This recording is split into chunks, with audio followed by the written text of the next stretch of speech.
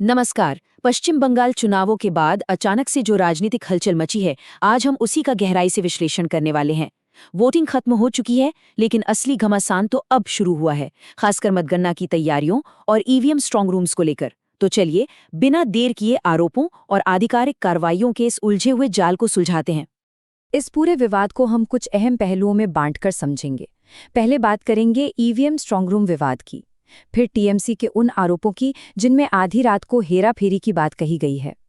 इसके बाद देखेंगे कि बीजेपी इन दावों का कैसे खंडन कर रही है, चुनाव आयोग ने स्थिति को कैसे संभाला है, और अंत में बात करेंगे इस पूरी चुनौती के अंतिम नतीजों की। तो चलिए, सबसे पहले हिस्से से शुरुआत करते हैं, ईवीएम स्ट्रांग रूम विवाद।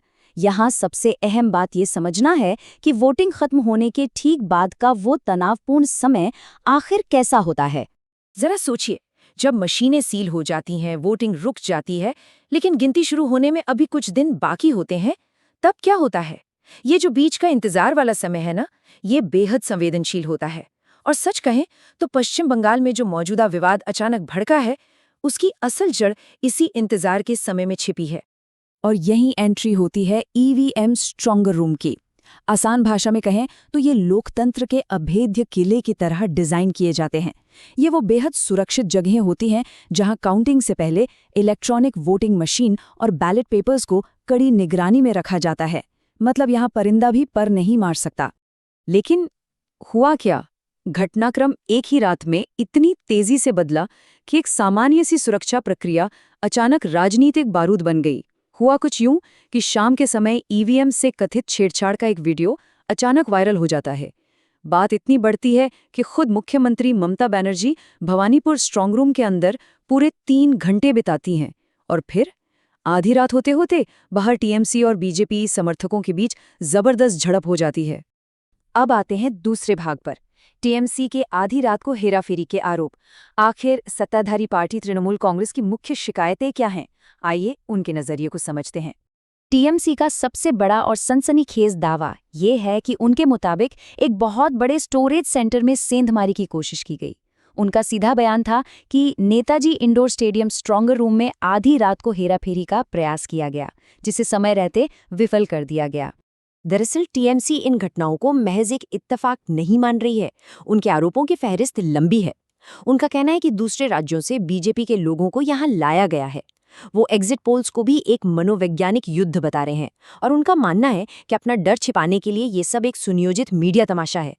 इतना ही नहीं, उन्होंने साफ चेतावनी दी है कि अगर ईवीएम से कोई भी छेड़खानी हुई तो भयंकर जन आक्रोश देखने को मिलेगा। इस पूरे तनाव के बीच मुख्यमंत्री ममता बनर्जी ने खुद सखावत मेमोरियल स्कूल जाकर ईवीएम सुरक्षा का जायजा लिया, और जब वो बाहर आईं तो उनके तेवर बेहद आक्रामक थे। उनका बस एक ही वाक्य था, मैं जीवन भर लड़ूंगी। ये बयान अपने आप में बहुत कुछ कह देता है। और सिर्फ मुख्यमंत्री ही नहीं, पार्टी के बाकी वरिष्ठ नेताओं ने भी सख्त लहजा अपनाया। जैसे टीएमसी नेता मदन मित्रा का यह सीधा दावा सुनिए। उन्होंने कहा कि जो भी बंगाल से टकराएगा वो कुचल दिया जाएगा। तृणमूल भारी अंतर से जीतने वाली है। अब रुख करते हैं हमारे तीसरे भाग का, बीजेपी द्वारा इन छेड़छाड़ के दावों का खंडन। एक निष्पक्ष विश्लेषण के लिए दूसरे पक्ष की बात सुनना भी उतना ही जरूरी है। भारतीय जनता पार्टी ने इन सभी आरोपों को सिरे से नकार दिया है। बीजेपी नेता दिलीप घोष ने तो यहां तक कह दिया कि जो हार रहा होता है वही शिकायत करता है। यानी उनके मुताबिक ये सारे आरोप सिर्फ और सिर्फ हार की हताशा का नतीजा है। तो अगर हम इस पूरी तस्वीर को देखें तो दिलचस्प बात यह है कि एक ही सुरक्षा प्रक्रिया को लेकर दोनों पार्टियों की कहानियां बिल्कुल अलग हैं। एक तरफ टीएमसी है जो लगातार ईवीएम में हेरफेर और साजिश का अंदेशा जता रही है, तो दूसरी तरफ बीजेपी है जो इन सब दावों को महज अफवाह बता रही है और कह रही है कि ये बुझने से पहले लौ के फड़फड़ाने जैसा है। अपनी बात को साबित करने के लिए बीजेपी एक बहुत ही खास आंकड़े का सहारा ले रही है, और वो आंकड़ा है 11.9%। ये चुनाव के दूसरे चरण के दौरान वोटिंग में आया एक बहुत बड़ा अप्रत्याशित उछाल है। जरा इस पर गौर कीजिए। वरिष्ठ बीजेपी नेता अमित मालवीय के मुताबिक सिर्फ दूसरे चरण में ही 9.43 लाख वोटों का जबरदस्त उछाल आया है। अगर पहले और दूसरे चरण को मिला दें तो ये आंकड़ा 30 लाख से भी ज्यादा अतिरिक्त वोटों तक पहुंच जाता है। ये कोई छोटा नंबर नहीं है। बीजेपी इस उछाल को कैसे देखती है? उनका स्पष्ट मानना है कि स्ट्रॉन्गर रूम में कोई गड़बड़ी नहीं हो रही है, बल्कि ये जो भारी मतदान हुआ है वही असल में सत्ताधारी दल की घबराहट की असली वजह है। बीजेपी इसे तृणमूल कांग्रेस के खिलाफ हिंदू मतदाताओं के बड़े ध्रुवीकरण के तौर पर पेश कर रही है। चलिए अब चौथे भाग की तरफ बढ़ते हैं, चुनाव आयोग का नियंत्रण। इस पूरी राजनीतिक उथल-पुथल के बीच चुनावी रेफरी यानी चुनाव आयोग आखिर क्या कर रहा है?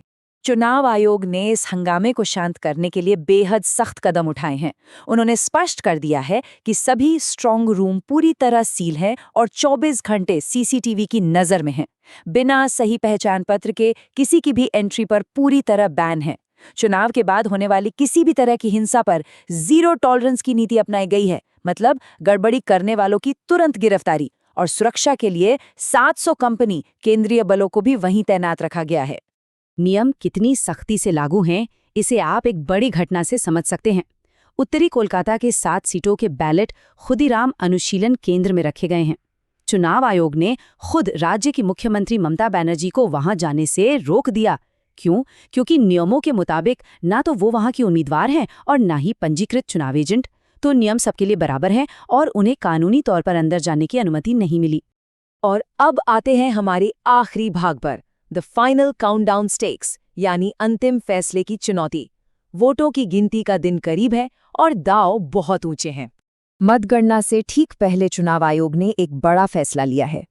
पूरे राज्य में मतगणना केंद्रों की संख्या 87 से घटाकर 77 कर दी गई है। इस कटौती को अगर थोड़ा और समझें तो कोलकाता की 11 विधानसभा सीटों के लिए सिर्फ 5 केंद्र बनाए गए हैं, जबकि बाकी पूरे बंगाल के लिए 72 केंद्र हैं।